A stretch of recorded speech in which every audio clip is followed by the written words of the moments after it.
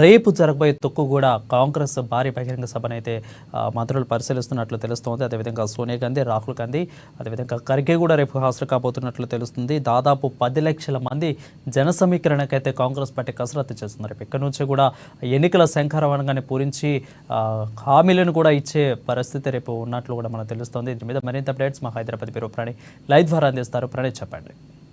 రేపు కాంగ్రెస్ పార్టీకి సంబంధించినటువంటి జాతర సభకు సంబంధించినటువంటి ఏర్పాట్లు పూర్తి స్థాయిలో ఏర్పాట్లు జరిగాయి. ఇప్పటికే రేపు జరగబోతున్నటువంటి సభకు సంబంధించి సర్వత్రా సర్వం సిద్ధం చేశారు. దాదాపు 60 ఎకరాలలో ఈ యొక్క సభా ప్రాంగణాన్ని ఏర్పాటు చేయడం జరిగింది. ప్రత్యేకంగా రేపు అగ్రనేతలైనటువంటి సోనియా గాంధీ, ఖర్గేతో పాటుగా ప్రియాంక, రాహుల్ గాంధీలు కూడా రాబోతున్న నేపథ్యంలో కూడా పూర్తి స్థాయి ఏర్పాట్లతో పాటుగా భారీ బందోబస్తును కూడా చేయబోతా ఉన్నారు. దాదాపుగా కూడా 6000 మంది పోలీసులతో పూర్తిగా కూడా కట్టదిద్దమైనటువంటి ఏర్పాట్లను చేశారు. ఇక వేసవి కాలం కావడంతో తాగునీటి సమస్య కూడా రాకుండా ప్రత్యేకంగా వాటర్ ప్యాకెట్లను కూడా ఏర్పాటు చేయడంతో పాటుగా రాకపోకలకు ఎటువంటి ఇబ్బంది తలెత్తకుండా కూడా పూర్తి స్థాయిలో మంత్రివర్గం అంతా కూడా పర్యవేక్షిస్తూ ఉన్నారు. దాదాపుగా 3 రోజుల నుంచి కూడా ఈ యొక్క సభా ప్రాంగణానికి ఇటు మంత్రులందరూ కూడా వెళ్ళి వీక్షిస్తున్న సిచ్యువేషన్స్ మనం ప్రధానంగా చూస్తూ ఉన్నాం. మరోవైపు నిన్న సీఎం రేవంత్ రెడ్డి వెళ్ళడం జరిగింది. కొద్దిసేపటి క్రితమే రేవంత్ రెడ్డి మళ్ళీ తుక్కుగూడకు బయలుదేరిన సిచ్యువేషన్స్ కనబడతా ఉన్నాయి. మరికొద్దిసేపట్లోనే సీఎం రేవంత్ రెడ్డికి సంబంధించినటువంటి ప్రెస్ మీట్ కూడా మనం అక్కడ నుంచి చూడబోతా ఉన్నాం. అయితే ప్రధానంగా రేపు జరగబోయేటువంటి సభకు సంబంధించి రాష్ట్ర వ్యాప్తంగా మారుమూల ప్రాంతాల నుంచి కూడా ఇటు కార్యకర్తలతో పాటుగా సామాన్య ప్రజలు రాబోతా ఉన్నారు. వాళ్ళకి సంబంధించినటువంటి ప్రత్యేక బస్సులను కూడా ఏర్పాటు చేయబోతా ఉన్నారు.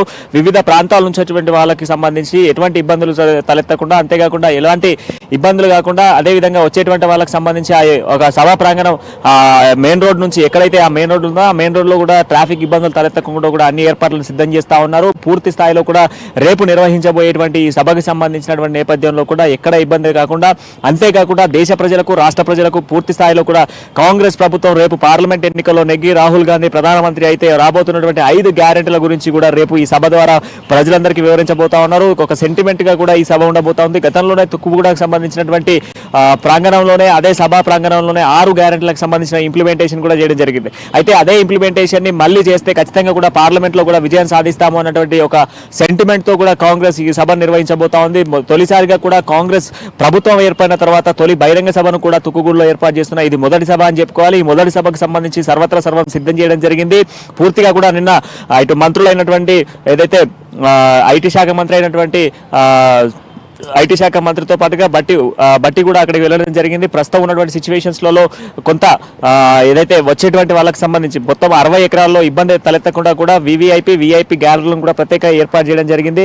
వచ్చేటువంటి వాహనాలకు సంబంధించి ప్రత్యేకంగా పార్కింగ్ స్లాట్లను కూడా ఏర్పాటు చేయడం జరిగింది. ఇటు విఐపికి సంబంధించినటువంటి పార్కింగ్ కావచ్చు, వివిఐపికి సంబంధించి అదే జనరల్ పార్కింగ్ కూడా ఏర్పాటు చేయడం జరిగింది.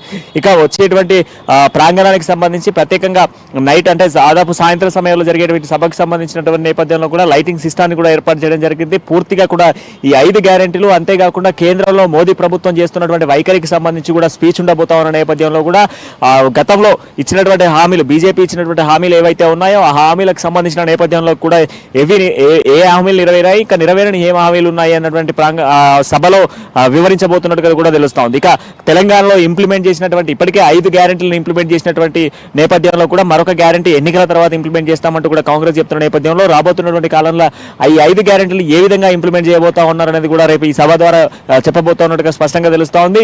ఇక అంతేకాకుండా ఇప్పుడు జరగబోతున్నటువంటి పార్లమెంట్ ఎన్నికల్లో దాదాపు తెలంగాణ రాష్ట్రానికి సంబంధించి 17 పార్లమెంట్ సెగ్మెంట్లలో దాదాపుగా కూడా 14 నుంచి 15 స్థానాలలో ఖచ్చితంగా కూడా కాంగ్రెస్ కైవసం చేసుకోవాలి అన్నటువంటి ఆలోచనలో కూడా ఈ యొక్క సభలో మొత్తం కూడా ప్రజలందరికీ కూడా వివరించబోతా ఉన్నారు. గత కొన్ని 10 సంవత్సరాల నుంచి కూడా బీజేపీ ప్రభుత్వంలో జరిగినటువంటి అన్యాయం ఎంత, నష్టం ఎంత, ప్రజలకు జరిగినటువంటి నష్టం ఎంత అనేటువంటి పాయింట్ను కూడా రేపు మెన్షన్ చేయబోతా ఉన్నారు. కంప్లీట్ గా కూడా రేపు జరగబోయేటువంటి సభను విజయవంతం చేసేందుకు ప్రతి ఒక్క నాయకుడు పూర్తి స్థాయిలో తమ నియోజకవర్గ ప్రాంతాల నుంచి కూడా ప్రజల్ని తరలించే విధంగా కూడా అన్ని ఏర్పాట్లను కాంగ్రెస్ ప్రభుత్వం క్షుణ్ణంగా తీసుకుంటుంది. టీపీసీసీ చీఫ్ అండ్ ప్రస్తుత సీఎం గా ఉన్నటువంటి సీఎం రేవంత్.